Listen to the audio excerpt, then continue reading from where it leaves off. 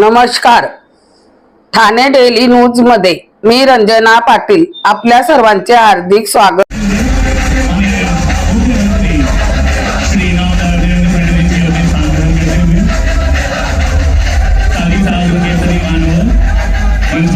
ग्रहण कर रहे हैं।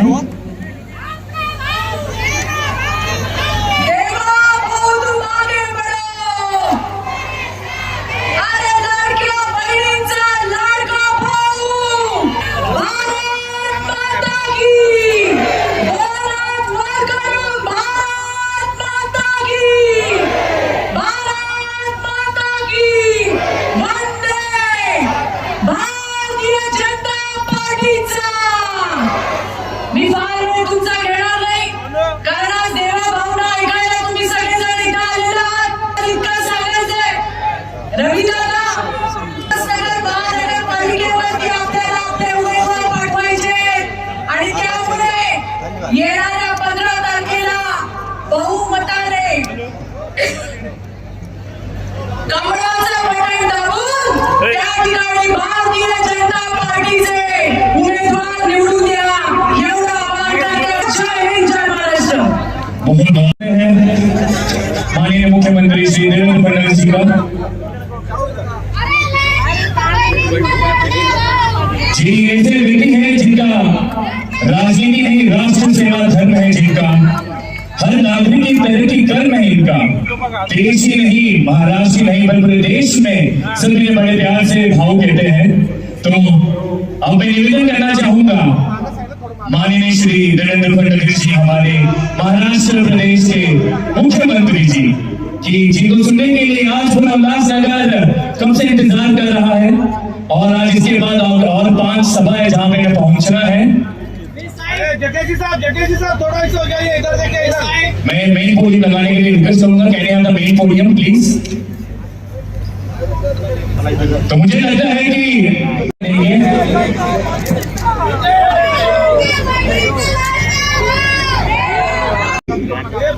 भारत माता की, छत्रपति शिवाजी महाराज की, धर्मवीर छत्रपति संभाजी महाराज की, भारतरत्न डॉक्टर बाबासाहेब आंबेडकरांचा, भारतरत्न डॉक्टर बाबासाहेब आंबेडकरांचा आयो लाल सबरी कयो.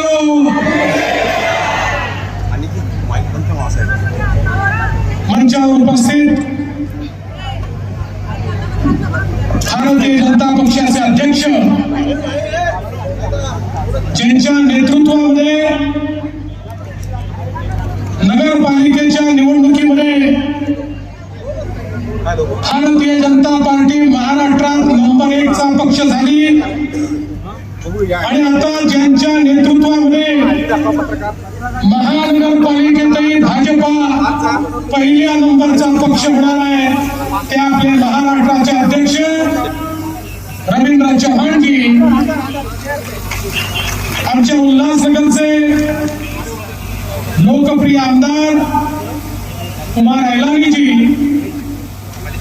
सन्माननीय आमचे आमदार किसन कथोरेजी, आमदार सुभाताई गायकवाड, माजी आमदार नरेंद्र पवार, राजेश भाई, तेजस्वीताई करंजुले, गुलाबराव करंजुले, उद्धव भाई गुरुचंदानी, प्रदीपजी रामचंदानी, धनंजय बुडारे, नरेंद्र राजानी, मनोहर खेमचंदानी, चरणसिंग ताक, अमर लूम या ठिकाणी मंचावर उपस्थित सर्व मान्यवर आणि मोठ्या संख्येने उपस्थित असलेल्या माझ्या तमाम लाडक्या बहिणींनो आणि तितक्याच लाडक्या भावांनो,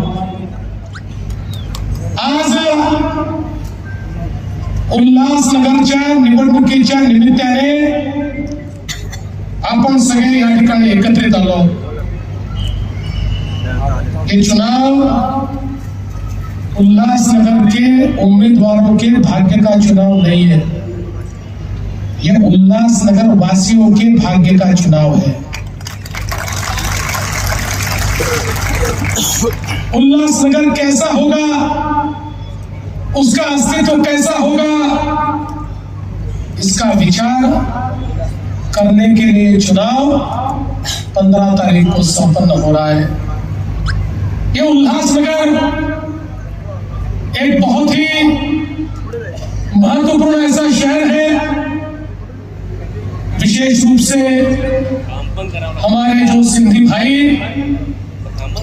जिस समय विभाजन हुआ, विभाजन की विभीषिका को सहते हुए जो हमारे भाई यहाँ आए, उन्होंने इस उल्लासनगर में उनको जगह मिली और यहाँ पर कई परेशानियों को झेलते हुए हमारे सिंधी भाइयों ने यहाँ पर अपना रैन बसेरा तैयार किया। इस उल्लासनगर में अलग अलग प्रकार के लोग रहते हैं। यहाँ पर हमारे उत्तर भारतीय भी है, हमारे मराठी लोग भी है, हमारा बहुत बड़ा अम्बेडकरी समाज भी यहाँ पर है।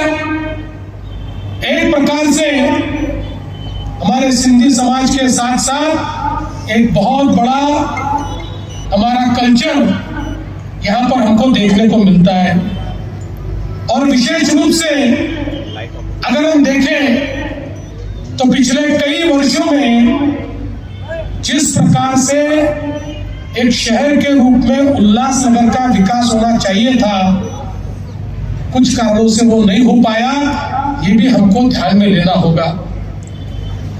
1996 में ये महानगर पालिका बनी, करीब 30 साल हो गए। 30 साल में कई महानगर पालिकाओं ने जो तरक्की की, उस प्रकार की तरक्की उल्लासनगर में हमको देखने को नहीं मिली। इसका कारण हम सभी लोग जानते हैं। उस समय की सरकारें और यहाँ की महानगर पालिका की सरकारें, इनका किस प्रकार का कार्य था ये हम सब लोगों ने देखा।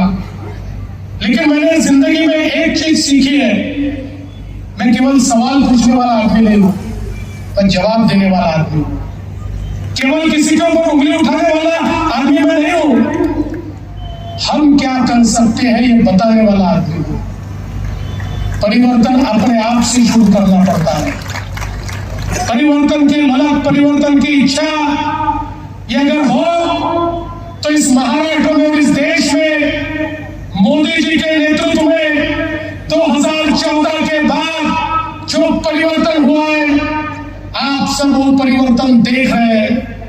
क्योंकि जब सत्ता ऐसे लोगों के हाथ में आती है जिनका मिशन ही परिवर्तन है, जिनका मिशन ही विकास है, तो फिर परिवर्तन को कोई रोक नहीं सकता। आप देखिए 70 सालों तक हमारे देश में देश की सरकार कहती थी भारत गांव में रहता है, गांव का विकास है भारत का विकास। बात तो सही थी, लेकिन उस समय सरकारें भूल गई कि भारत में शहर भी है, शहर में भी गरीब मध्यम वर्गीय, शहर में भी व्यापारी सब लोग रहते हैं, उनका भी विकास करना होगा। इस बात को सरकारें 70 साल तक भुलाती रही। 70 सालों तक शहरों के विकास की योजनाएं नहीं बनी। शहर बढ़ते गए, जनसंख्या बढ़ती गई, जिसको जहां जगह मिली वो बैठ गया, अतिक्रमण हुए, झोपड़पट्टी तैयार हुई, पीने का पानी का प्रश्न निर्माण हुआ, कचरे का प्रश्न निर्माण हुआ, मैला नालियों से बहने लगा, मच्छरों की तादाद बढ़ने लगी, मलेरिया जैसे रोग बढ़ने लगे। कहने को तो शहर, लेकिन गांव से बदतर हालत हमारे कई शहरों की हो गई। क्योंकि भारत की सरकार में ये विजन ही नहीं था कि शहरों के विकास का भी विचार करना पड़ेगा। लोग शहरों की ओर जा रहे थे क्योंकि शहरों में शिक्षा थी, शहरों में रोजगार था, शहरों में स्वास्थ्य की व्यवस्थाएं थी, लोग जा जाकर बस रहे थे, लेकिन उनके लिए कोई व्यवस्था नहीं हो रही थी। देश में पहली बार 2014 में प्रधानमंत्री मोदी जी की सरकार बनी और मोदी जी ने कहा कि शहरों का भी विकास करना पड़ेगा। गांव का तो विकास करना पड़ेगा, पर शहर में रहने वाला गरीब, शहर में रहने वाला मध्यम वर्गीय, निम्न मध्यम वर्गीय, इसके भी विकास की योजनाएं तैयार करनी पड़ेगी। मोदी जी ने कहा हमारे देश का 65% जीडीपी ये शहरों में तैयार होता है। हमारे यहाँ पर रोजगार का निर्माण ये शहरों में होता है। शिक्षा और स्वास्थ्य की सेवाएं ये शहरों में मिलती है। इसलिए अगर हम शहरों का विकास करेंगे तो हमारे शहरों में बसने वाले जो गरीब है, जो मध्यम वर्गीय है, जो आम आदमी है, उसके जीवन में भी परिवर्तन होगा। और पहली बार भारत सरकार की ओर से शहरों के विकास के लिए योजनाएं तैयार हुई। स्मार्ट सिटी की योजना, अमृत शहर की योजना, स्वच्छ भारत शहरी मिशन, प्रधानमंत्री आवास योजना शहरी मिशन, ऐसी कई योजनाओं के माध्यम से पहली बार हजारों करोड़ रुपए 2014 के बाद शहरों को मिलना शुरू हुआ। हमारे महाराष्ट्र को भी 50,000 करोड़ रुपया मोदी जी ने शहरों के लिए, शहरों में इंफ्रास्ट्रक्चर तैयार करने के लिए यहाँ पर दिया। आज आप देखिए इतने बड़े पैमाने पर शहर बदल रहे हैं। कल्याण, अमरनाथ, बदलापुर, ठाणे, नई मुंबई, यह बहुत तेजी से बदला हुआ, लेकिन उतनी तेजी से हमारा उल्लासनगर नहीं बदल पाया। ये भी हम लोगों को समझना होगा। अब हमने यह प्रण किया है, हमारा एजेंडा उल्लासनगर है। हम बताना चाहते हैं विकास क्या होता है, उल्लासनगर के पीछे खड़ा होना चाहते हैं, उल्लासनगर को हम विकास का इंजन बनाना चाहते हैं। आज आपने देखा होगा इतने सालों में एमएमआरडीए कोई काम एमएमआर रीजन में नहीं करता था। एमएमआर रीजन में छोटे मोटे काम, वो भी कर्जे देने का काम एमएमआरडीए से होता था। जब मैं मुख्यमंत्री बना तो मैंने एमएमआरडीए को कहा ये नहीं चलेगा, आप पैसे कमाने की मशीन नहीं हो। आपको एमएमआर के क्षेत्र में और इस मुंबई, थाना, रायगढ़ जिले की जितनी महानगर पालिकाओं का क्षेत्र है, हर जगह आपको पैसा खर्च करना पड़ेगा। आज मुझे बताते हुए हर्ष होता है, एमएमआरडीए के माध्यम से 4 लाख करोड़ के काम ये सारे क्षेत्र में हमने शुरू किए। 475 किलोमीटर की मेट्रो आज मुंबई से लेकर एमएमआर रीजन में हम लोग कर रहे हैं। ये जो हमारे ठाणे, भिवंडी, कल्याण मेट्रो 5 है, उसका भी लाभ हमारे उल्लासनगर को होने वाला है। अभी 85% उसका काम हमने पूरा किया है। कार डिपो का काम चल रहा है, उसको भी जल्दी हम भी पूरा करेंगे। इसका विस्तार कल्याण, बदलापुर वाया चिखलोली हम लोग करने वाले हैं। और हमारे ये जो सारे उल्लासनगर के लोग हैं उनको भी इस मेट्रो का फायदा मिले, ये हमारा प्रयास होगा। और आने वाले दिनों में उल्लासनगर को मेट्रो के साथ और ई बसेस के साथ जोड़कर एक बहुत ही अच्छा ट्रांसपोर्टेशन का सिस्टम हम लोग तैयार करने वाले हैं, जिससे उल्लासनगर वालों को धक्के खाने नहीं पड़ेंगे, सुविधा के साथ वो ट्रैवल कर पाएंगे।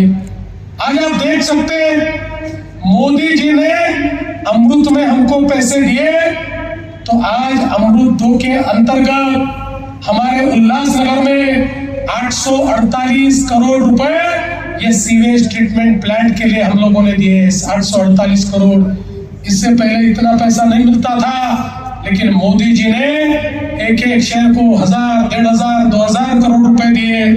आज हमारा जो मेला है ये हमारे कुओं को, हमारे तालाबों को, हमारे नालों को खराब करता है, हमारे आरोग्य को खराब करता है, लेकिन सीवेज ट्रीटमेंट प्लांट के माध्यम से पूरा मेला हम ट्रीट करेंगे।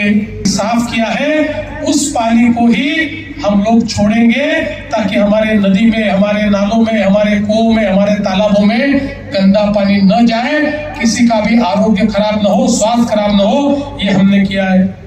आज आप देख सकते हैं जल पूर्ति के लिए उल्लासनगर को 621 करोड़ रुपए की योजना हमने दी है, जिसके माध्यम से हमारा प्रयास है आने वाले दिनों में उल्लासनगर के हर घर में पीने का पानी जाए। लेकिन एक और उसमें प्रश्न था, ये हमारे एमएमआर रीजन में पानी आता है वो थोड़ी जगह से आता है। कुछ हमारे जो ऐसे डैम है इस पर ही सारी महानगर पालिकाएं टिकी हुई है और महानगर पालिका एक दूसरे से लड़ रही है, मुझे थोड़ा और पानी दे दो, मुझे थोड़ा और पानी दे दो।